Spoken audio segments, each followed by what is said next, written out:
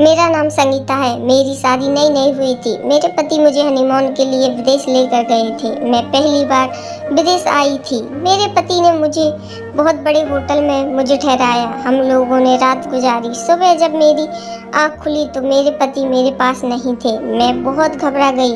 मैंने सबको पूरे होटल में ढूंढा मगर मेरे पति का कहीं भी नजर नहीं आ रहे थे। पूरा 1 महीना इंतजार करने के बाद मेरे पास जितने भी पैसे थे सब खत्म हो गए। इसलिए मैं अपना सारा सामान लेकर उस होटल से जा रही थी। तभी उस होटल का मैनेजर मेरे सामने हाथ पांव जोड़ने लगा और कहने लगा कि आप यहाँ से ना जाएं। आप यहाँ से चली जाएंगी तो मेरा और इस होटल का क्या होगा? आपकी वजह से ही तो यह होटल चल रहा था।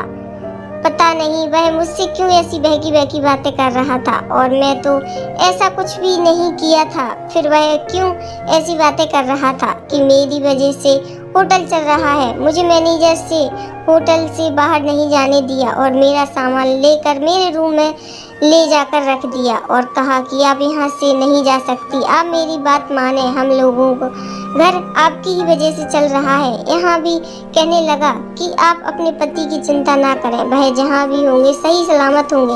मगर आप फिलहाल अपने कमरे में जाएं। आपको किसी चीज़ की ज़रूरत हो तो बेझिझक हम लोगों को बताएं। उन लोगों की बात सुनकर वापस होटल वाले कमरे में आ गई और सोचने लगी कि यह होटल वाले लोग मुझे इस तरह इज्जत क्यों दे रहे हैं। आखिर मैंने किया क्या है?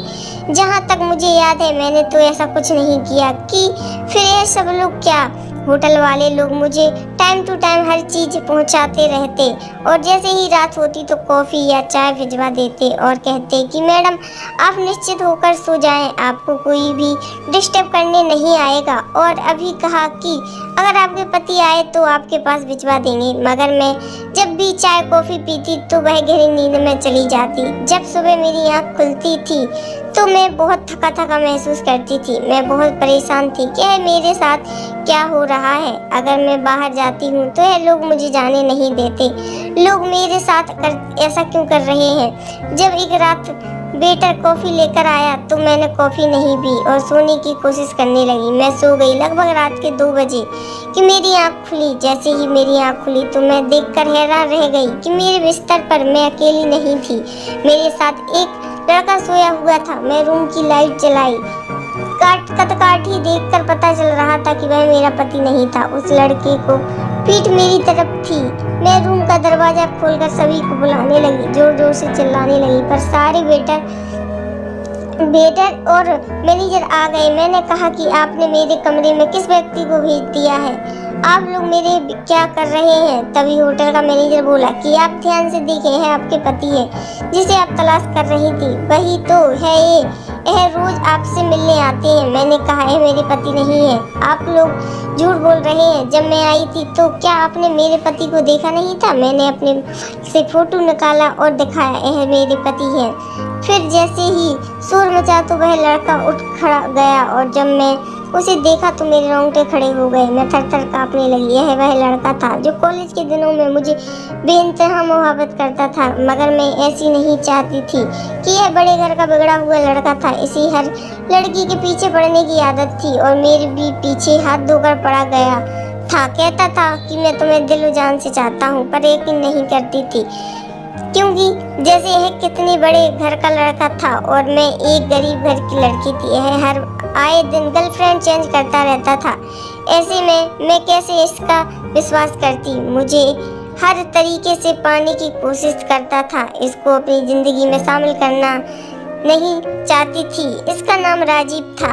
उसने मेरे घर पर अपने घर वालों को भी भेजवाया था, लेकिन मैंने अपने माँ बाप को बता दिया कि राजीव कैसा लड़का है। अगर राजीव किसी चीज़ के पीछे पड़ता तो उसे हासिल करके ही दम लेता है।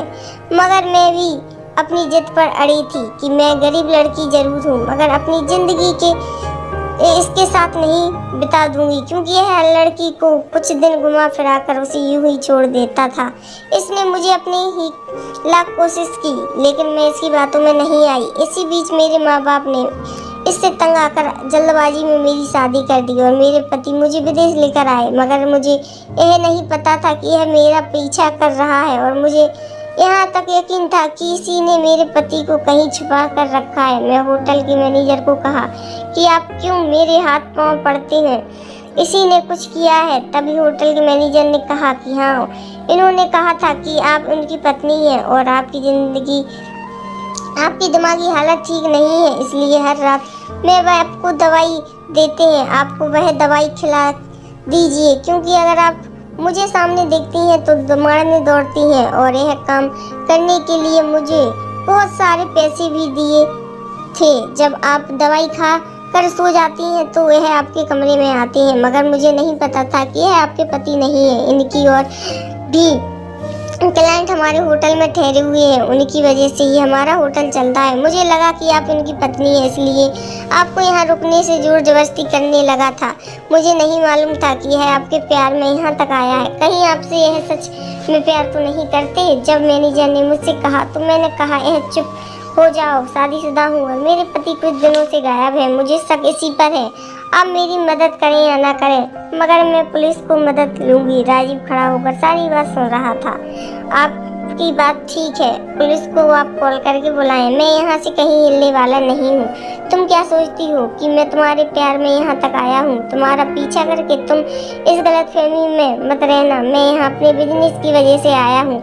तुम यकीन करो या ना करो, तुम्हें तो मेरी हर बात झूठी लगेगी। मैंने तुम्हें दिल से चाहा था, मगर फिर भी तुमने सोचा कि मैं तुम्हारे साथ टाइम पास कर रहा हूँ, मगर यह तुम्हारी गलतफहमी थी। तुम्हारी वजह से मैं इतना सुधर गया कि मैंने अपना बिजनेस इतना आगे बढ़ा लिया। मैं यहाँ अपने बिजनेस की डील करने आया हूँ, मगर यहाँ तुम मिल गई। मैंने कहा, तुम झूठ बोल रहे हो, तुमने मुझे अपना बनाने के लिए क्या क्या नहीं किया, और यह सब करने के पीछे भी तुम्हारा मकसद है। तुम सीधे सीधे मेरे पति का पता बता दो। तुमने ही मेरे पति को किडनैप किया, कहाँ छुपाया है? अगर नहीं बताओगे तो तुम्हें मैं पुलिस को सारी बात बता दूंगी। तुम मेरे पीछे आकर मेरे पति को किडनैप कर लिया है, अभी भी वक्त है, बता दो। तुम्हें पुलिस की हवाले नहीं करूंगी और वह अपने पति को लेकर यहाँ से चली जाऊंगी। राजीव ने कहा, मैंने तुम्हारे पति को किडनैप नहीं किया है। यह सिर्फ इत्तेफाक नहीं हो सकता कि तुम आए और मेरे पति गायब हो जाए। तभी राजीव ने कहा, तुम्हें अपने पति पर बहुत भरोसा है, तुम बस उसे कुछ दिनों से जानती हो और इतना अंधा विश्वास करने लगी हो। मैं तुम्हें कब से जानता हूँ, फिर भी तुम मुझ पर विश्वास नहीं करती। राजीव ने कहा, क्या तुम जानती हो तुम्हें कमरे में मुझे किसने भेजा था, और यह प्लानिंग किसकी थी? तुम्हारे पति की। इसके लिए तुम्हारे पति ने मुझसे बहुत सारे पैसे लिए थे। तुम्हारे पति गांव की लड़कियों को लाकर यहाँ बड़े लोगों को बेच देता है। वह तो अच्छा हुआ कि मैं तुम किसी और के हाथों नहीं बिकी। जब तुम्हारा पति फोन पर बातें कर रहा था, किसी से पैसे की डील कर रहा था, तभी बताया कि वह लड़की होटल में है, और जब तुम्हारा नाम लिया तो मुझे ऐसा लगा कि तुम हो सकती हो, और मैंने उसे जाकर डील की और कहा कि उससे दुगने पैसे दूंगा। तब तुम्हारे पति ने फौरन कुछ पैसे के लिए तुम्हें मेरा बना दिया। मुझे राजीव की बात पर यकीन नहीं हो रहा था। तभी राजीव ने कहा कि यह देखो, डिवोर्स पेपर तुम्हारे पति ने पहले ही रात को तुमसे धोखे से साइन करवा लिया था। लो, देख लो, यह तुम्हारे पति के सिग्नेचर है या किसी और का है, और हाँ, साथ में अपने पति का भी देख लो। अगर यकीन नहीं हो रहा है तो मैं उसकी बात पर यकीन नहीं कर रही थी, क्योंकि मुझे कुछ समझ में नहीं आ रहा था। मुझे ऐसा लग रहा था कि राजीव मुझे अपने पति के खिलाफ भड़का रहा है, पर मैं अभी भी उसकी बात पर यकीन नहीं कर पा रही थी।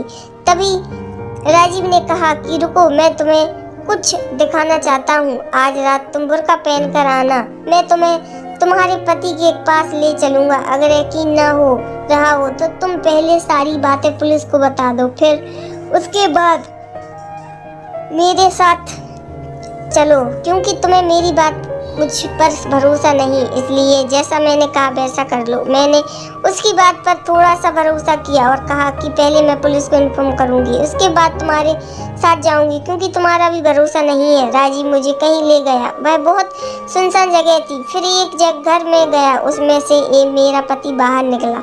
मेरे पति ने राजीव से कुछ कहा, फिर मेरे पति मेरे पास आए, और जैसे ही मेरे करीब आए तो मैंने अपना मुंह खोल दिया और उन्हें पकड़ लिया और कहा कि आप मिल गए, मुझे और कुछ नहीं चाहिए।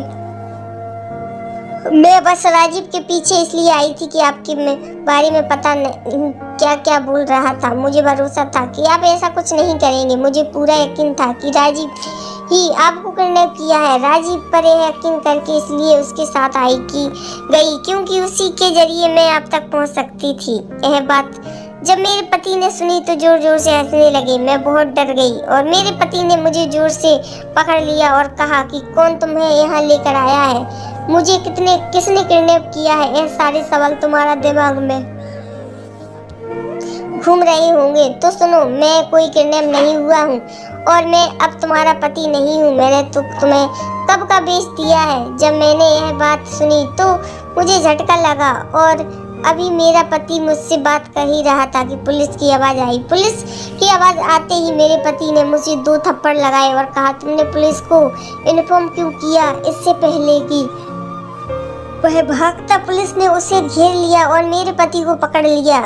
बताया कि कब से हम लोग इसी की तलाश कर रहे हैं। यह लोग बहुत दिनों से है सब काम कर रहे हैं। कितनी लड़कियों की कंप्लेन हमारे पास थी मगर कोई सबूत नहीं मिल रहा था। यह तो अच्छा हुआ कि आपने हिम्मत दिखाकर अपने पति को पकड़ा दिया। मैंने कहा कि मैंने कुछ नहीं किया, यह जो राजीव खड़ा है इसी ने सब कुछ किया। आपने शुक्रिया अदा करें। राजीव फिर मुझे विदेश से अपने गांव ले गया और सही सलामत मेरे पापा के पास पहुंचा दिया। मेरे साथ जो भी कुछ हुआ सब मेरे माँ बाप जान गए थे। फिर जब राजीव वापस जा रहे थे तो मैंने उससे माफ़ी मांगी और कहा कि मैं तुम्हारे कितना गलत समझ रहा था जबकि तुम मेरी मदद कर रहे थे। अगर तुम मेरी मदद ना करते तो मैं अपनी माँ बाप के पास नहीं होती। मैं तुम्हारा शुक्रिया अदा कैसे करूं? तुमने मेरे ऊपर बहुत बड़ा एहसान किया है, मैं ऐसे उतारूंगी। राजीव ने कहा कि यह एहसान बस एक तरीके से ही कर सकती हो, तुम मुझसे शादी कर लो। जब मैं उनसे यह बात कही तो मैंने कहा, अगर मेरा ऐसे ही एहसान उतर कर तो मैं तुमसे शादी करने के लिए तैयार हूँ। तभी राजीव ने कहा कि अभी भी तुम मुझे दिल से अपनाना चाहती हो।